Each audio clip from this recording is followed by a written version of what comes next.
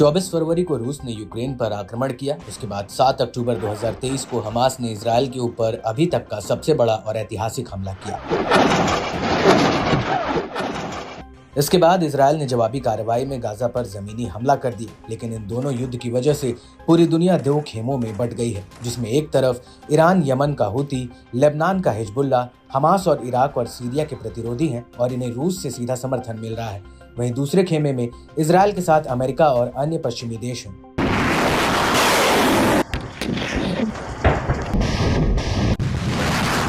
और ऐसा लगता है कि यूक्रेन युद्ध का बदला पूरा करने के लिए रूस के राष्ट्रपति व्लादिमीर पुतिन हर वो कोशिश कर रहे हैं जिससे अमेरिका को मिडिल ईस्ट से खदेड़ा जा सके। और अब इसी कड़ी में न्यूज एजेंसी मिडिल ईस्ट आई ने एक अमेरिकी अधिकारी के हवाले से बहुत बड़ा खुलासा किया है। न्यूज एजेंसी का कहना है कि पुतिन ईरान समर्थित हूती को anti ship ballistic cruise missile supply करने पर विचार कर रहे हैं, जिससे लाल सागर, अरब सागर और हिंद महासागर में हूती और ज्यादा ताकतवर हो जाएगा।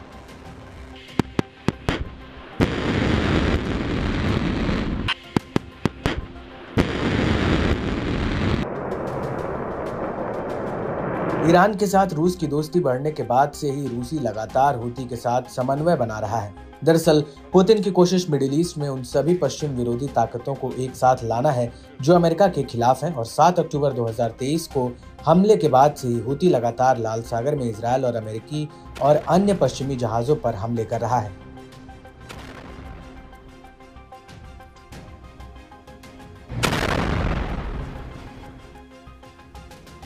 इन हमलों के बीच ऐसी खबरें भी आई थी कि लाल सागर में रूस से जुड़े जहाज पर भी हूती ने गलती से हमला कर दिया था। हालांकि इस हमले के बाद हूती ने रूस और चीन के जहाजों पर हमले नहीं करने का वादा किया था। और इसको लेकर हूती के पॉलिटिकल ब्यूरो के सदस्य अली अल काहौम ने कहा था, हूती रूस, चीन और ब्रिक्स देशों के बीच लगातार संबंधों को बनाने में सहयोग कर रहा है। यह अमेरिका और पश्चिम को लाल सागर के आसपास संकट में डुबोने के लिए जरूरी है ताकि वे फंस जाएं, कमजोर हो जाएं और यूनिपोलैरिटी ना बना पाएं। लेकिन ऐसा माना जाता है कि हूती के पास पहले से ही रूस में बनी P-800 onyx supersonic anti ship cruise मिसाइलें हैं जो उसने सीरिया और लेबनान के हिजबुल्लाह से हासिल की हैं। हालांकि रूस की नोवोस्ती न्यूज एजेंसी ने मार्च 2024 में अपनी रिपोर्ट में कहा था कि हूती अपनी खुद की हाइपरसोनिक मिसाइल का प्रोडक्शन कर रहा है।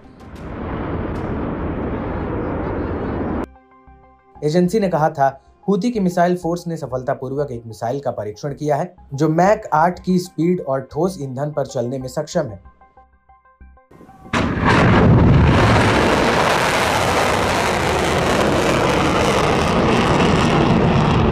हालांकि अमेरिका ने इस तरह की रिपोर्ट्स को गलत बताया था। अमेरिका की खुफिया एजेंसी CIA ने मिडिल ईस्ट को लेकर पूर्व विशेषज्ञ विलियम उशर का कहना है, इजरायल हिजबुल्लाह के बीच तनाव से ईरान और रूस के बीच सैन्य सहयोग बढ़ रहा है और ऐसे संकेत हैं रूस पहले से ही इस बात पर विचार कर रहा है कि वो हूती को कैसे मदद करे।